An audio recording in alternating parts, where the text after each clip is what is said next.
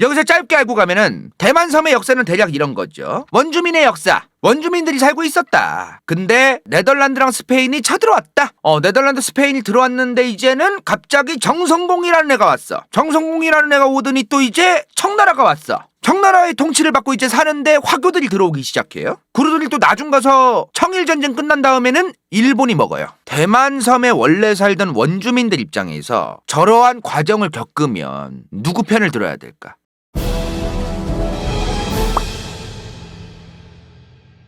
자, 저번 시간에 명나라가 어떻게 들어섰고 그리고 명나라가 어떻게 청나라에 망했고 조선은 그 사이에 뭘 하고 있었는가에 대해서 설명을 드렸습니다. 근데 그거 아세요? 명나라가 276년 가거든요.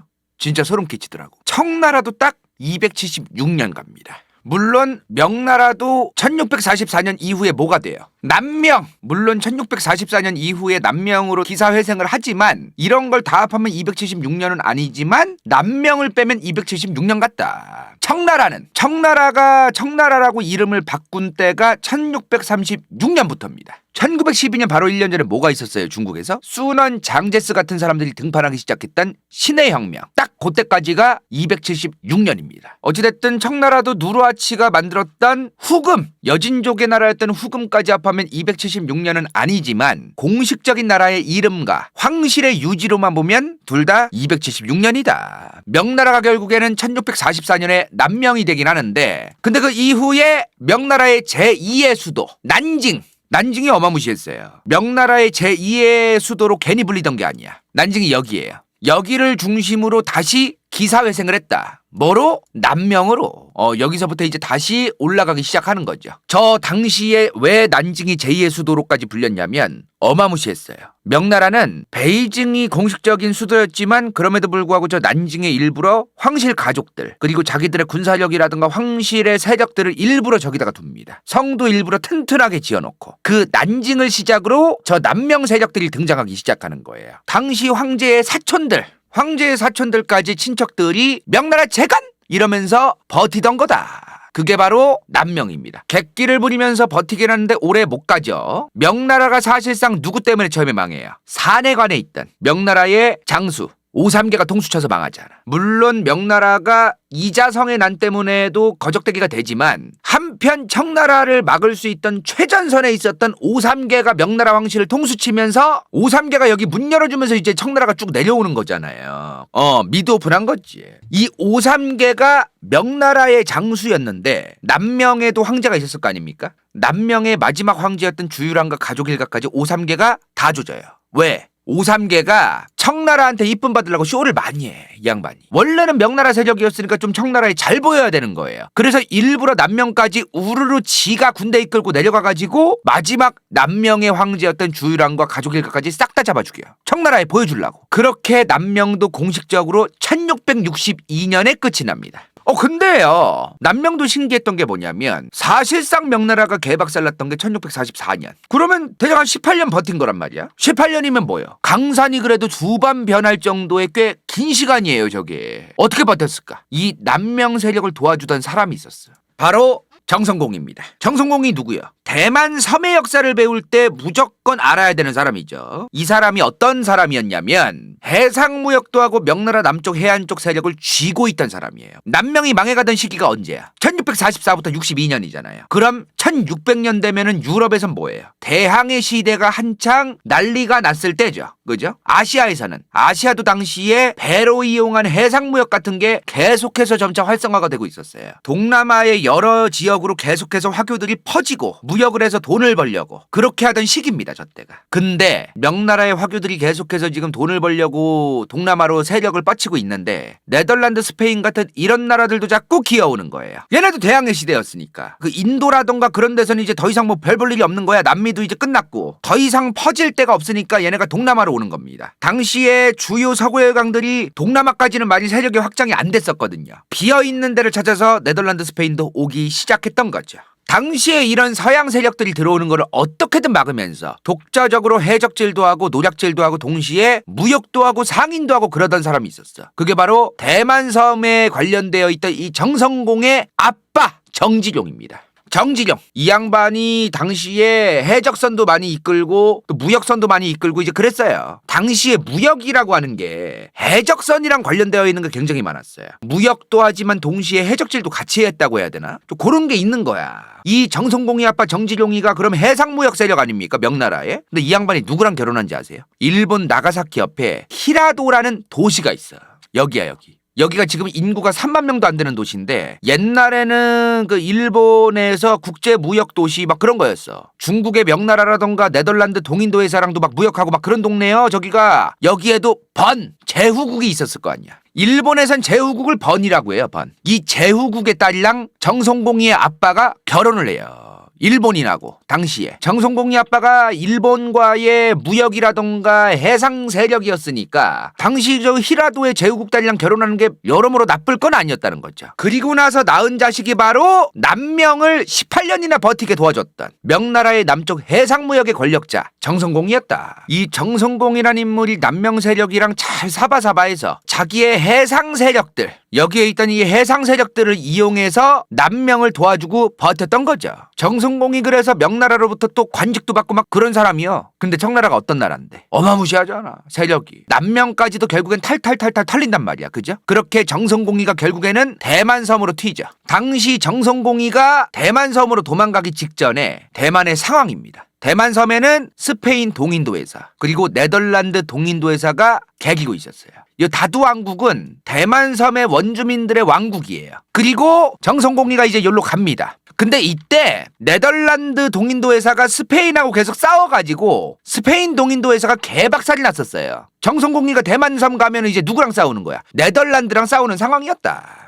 요런 상황이었다. 요런 상황. 이거를 개박살냅니다. 정성공이가 네덜란드 동인도 회사를 개박살내고 지 나라를 세워요. 자기가 황제라면서 명나라 출신의 정씨성을 가진 정성공이가 명나라를 다시 재건하겠다면서 대만섬에서 이제 나라를 세워요. 근데 이게 졸라 웃긴 게 뭐냐면 아까 누구야? 청나라한테 문 활짝 열어준 명나라의 장수였던 오삼계가 남명의 마지막 황제들까지 조졌다 그랬잖아요. 이 사람이 근데 청나라에 이제 속하게 됐을 거 아닙니까? 근데 청나라 안에서 또 지가 난을 일으켜요. 그럼 이 양반 뭐야 지금? 청나라한테 항복하고 문 열어주더니 또 남명의 마지막 황제까지 뭐가지 지가 썰더니 자기가 이제 청나라 밑으로 갔는데 청나라를 상대로 또 난을 일으킨 거예요. 이게 바로 3번의 난입니다. 세 개의 제후국이 난을 일으켰다 이 말이요. 운남성의 오삼계, 광동의 상지신, 복건의 경정충. 근데 이때 요 당시엔 정성공이가 이제 나이를 많이 먹고 죽었어. 그리고 이제 대만섬에는 정성공의 아들이 있었단 말이야.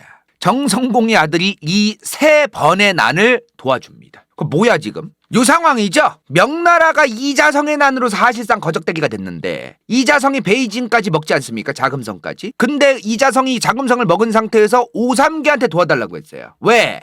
오삼계가 사내관에 있었으니까. 여기서 이제 베이징을 먹었으니 이자성이 자기의 새로운 나라에 합류해달라면서 이 사내관을 지키고 있던 오삼계한테 도움을 요청했단 말이지. 근데 쌩까고 청나라에 투항합니다. 그리고 오삼계가 나서서 명나라 플러스 이자성 세력을 조져요. 그 다음 청나라의 제후가 됐어. 이렇게 청나라의 제후가 됐는데 또 지가 난을 일으켰다. 이거를 또 정성공의 아들이 저 오삼계를 도와줬다. 영원한 적, 영원한 아군이 어디 있는가라는 거를 역사를 통해 좀 배울 수 있는 좀 그런 느낌이 있는 거죠. 오삼계가 이렇게 남명 쪽, 원래는 남명이 있었던 요 자리에 제후국의 왕이었어요. 그 청나라가 이 오삼계의 운남성 쪽을 인정을 해줬었단 말이야. 근데 청나라도 초창기에는 자기들이 나라를 세운 지 얼마 안 되었기 때문에 아싸리 이런 제후들을 놔가지고 얘네가 관리를 하게 하는 게 여기서 또 쿠데타가 일어날 것도 방지하고 여러모로 같이 잘 지낼 수 있는 거니까 이렇게 제후국들을 놨던 건데 근데 그걸 나중에 청나라의 강희제가 이 제후국 제도를 폐지하려고 한 거예요. 그래서 오삼계가 야말이 돌아서 난을 일으킨 거예요. 지금 상황이. 그렇게 오삼계가 나라를 잠깐 만듭니다. 오주라는 나라를 잠깐 만드세요. 1678년부터 1681년까지 갔던. 자, 이제 중국 대륙은 어떤 상황이에요? 오주라는 오삼계가 갑툭튀 만든 나라와 청나라의 구도였던 거죠. 이 오주를 정성공이의 아들이 이제 도와주었던 거고, 물론 정성공이의 아들은 이 오주를 왜 도와줬겠어요? 도와주는 척하면서 여기를 지가 이제 또 먹으려고 했겠죠. 근데 이 오주랑 청나라의 전쟁이 다 끝나지도 않았는데 오삼계가 늙어 죽어요. 나이를 많이 먹어서. 그 다음 오삼계의 손자를 이제 황제로 또 이제 자리를 앉아요. 그리고 나서 3년 뒤에 청나라가 이 오주를 개박살냅니다. 오삼계의 손자는 청나라랑 맞다이 까다가 결국엔 이제 청나라에 포위된 다음 자결하고, 오삼계 지는 이제 오주 만들고 늙어 죽더니 지 손자는 죽게 만들고, 좀 그런 게 있었던 거죠. 정성공의 후손들은 이제 왕을 대만섬에서 해먹으면서 그럭저럭 이제 살아갑니다. 물론 여기죠 이제 바다. 대만 해협이죠 지금. 청나라가 저기를 해상봉쇄를 해가지고, 정시왕국 정성공리의 나라가 어떤 나라요? 해상무역 세력이었는데 나라를 세웠으니까 저 양반들이 경제 같은 거를 이제 해상무역을 통해서 돈을 벌어야 되는데 청나라가 요 바닷길을 막아버리는 거야, 해상봉쇄를 해서. 그래서 이제 좀 힘들었어. 계속 이제 괴롭히는 거지 청나라가. 그만 개기고 이제 나라 바치라고. 옛날부터 정성공이가 일본 쪽의 에도막부들하고 친했어요. 그 에도막부랑 무역도 활발하게 하고. 근데 지금 여기서 보이는 이 정시왕국이 1661년부터 1683년까지 유지됩니다. 그 마지막이 언제야 지금? 1683년이죠. 이때는 대만섬의 정시왕국의 상황이 뭐였냐면, 정성공이가 죽고 나서 아들, 그 다음 손자까지 대가 이어지다가 정성공이의 부하가 쿠데타를 일으켜요. 이게 뭔 말이냐면은, 정성공이는 이미 죽은 거야, 나이를 먹어서. 그럼 정성공이 아들이 다음 황제가 된 다음에 정성공의 손자도 이제 이어가고 있었다는 거죠, 황제를. 근데 이 타이밍에 정성공의 원래 부하가 이미 자기의 이제 죽은 죽었어. 그 아들까지도 해먹었고 이제 손자가 됐을 때 이 양반이 이 손자를 쳐내고 쿠데타를 일으켜요. 그리고 이 양반이 해쳐먹기 시작해. 근데 당시에 청나라 해군이 이제 이 정시왕국을 쳐들어갑니다. 근데 정성공이 해상무역 세력이라 그랬잖아요. 이 양반이 당연히 해상 관련된 무역이라던가 해적이라던가 해군이라던가 이런 거를 잘하는 부하들이 엄청 많았거든. 근데 청나라 애들은, 청나라 얘네 뭐 하던 애들이야? 여진족, 만주족이죠. 유목민족이야, 유목민족. 옛날부터 육지전에서 잘 싸웠던 사람들이 이제 해군을 막 잘 운영하고 그런 사람들이 아니요, 이 양반들이. 그래서 정성공이의 부하가 대만섬을 먹고 있을 때 청나라는 정성공이의 부하였던 애를 해군 사령관으로 임명합니다.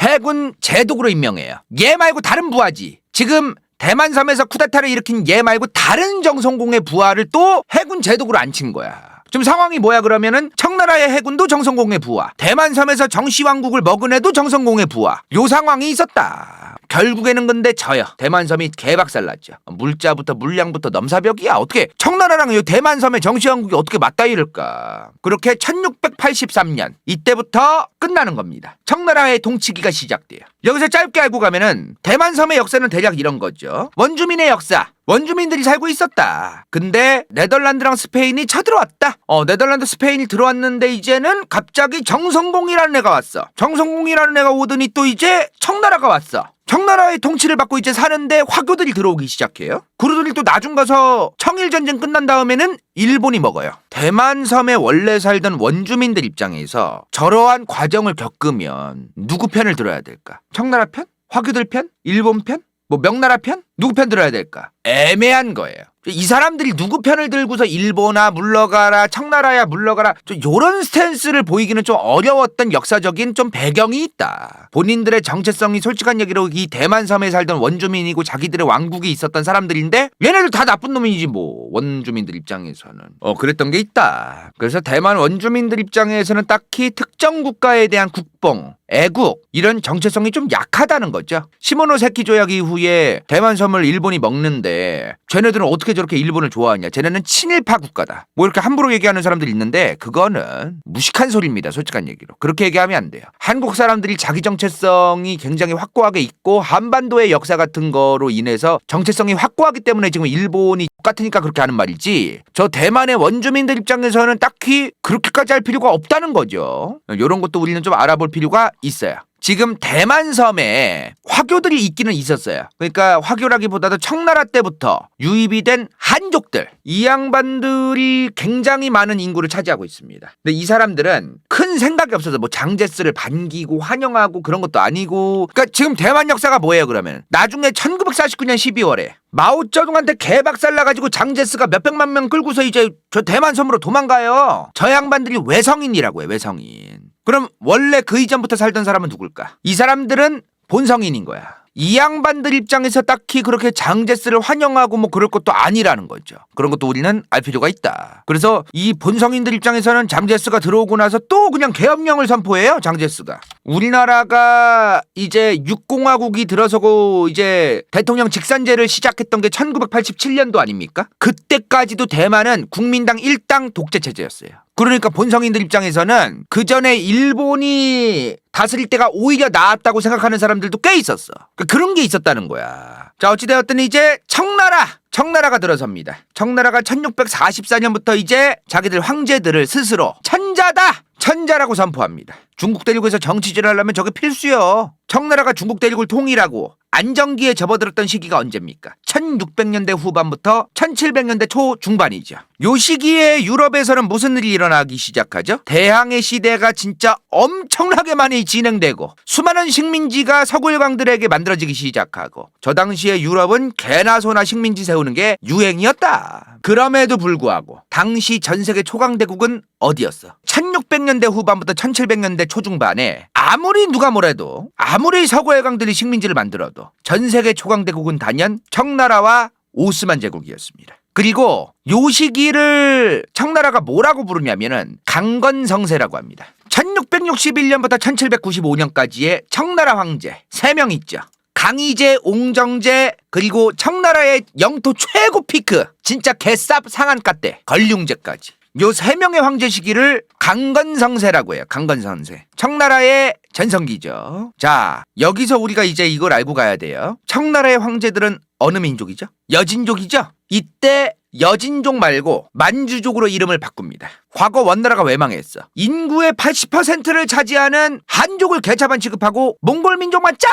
이러다가 결국에는 한족이 이제 난 일으키고서 민심도 수습 못하고 망한 거 아니야. 주원장이가 난 일으킨 것 때문에 청나라도 빠가가 아닌 이상 이런 같은 실수를 반복하겠어요? 안 되지.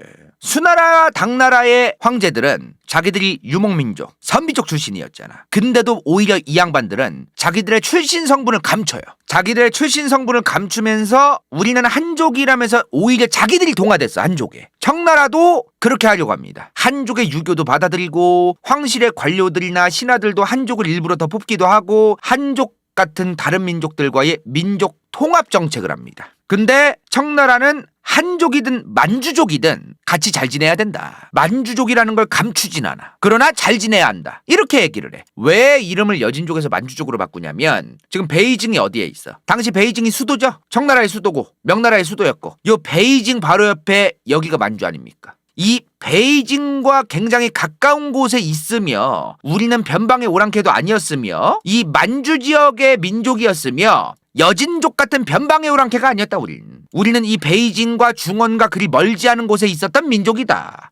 비슷한 민족이었다. 좀 요런 느낌을 주려고. 그래서 여진족이라는 단어를 만주족으로 바꾼 겁니다. 여진만주족이 세운 청나라도 결국엔 한족이 많이 사는 나라 아닙니까? 그렇기 때문에 한족을 무시하진 않겠다. 그러나 만주족이 지금 나라를 세웠고 여진족이 나라를 세웠다는 거를 숨길 수가 없는 상황에서는 아싸리 그냥 만주족이라고 이름을 바꾸고 맞아. 우리는 한족이 아니라 만주족이긴 한데 한족이라고 해서 꼭 특별히 좋은 거고 만주족이라고 해서 특별히 나쁜 것도 아니고 한족이든 만주족이든 똑같은 다른 민족이지만 잘 지내고 어우러져서 지내는 나라가 바로 청나라다. 이런 식으로 다른 민족들 간의 국민 대통합을 만들려고 노력해요. 청나라가. 선이 있긴 했어. 안 개기는 한족은 착한 한족, 개기는 한족은 죽여도 된다. 청나라 여진족의 국가에 대항하거나 개기면 바로 잡아 죽이는 건 매한가지였던 겁니다. 그러면서 청나라가 뭘 해요? 이걸 하죠. 문자애옥.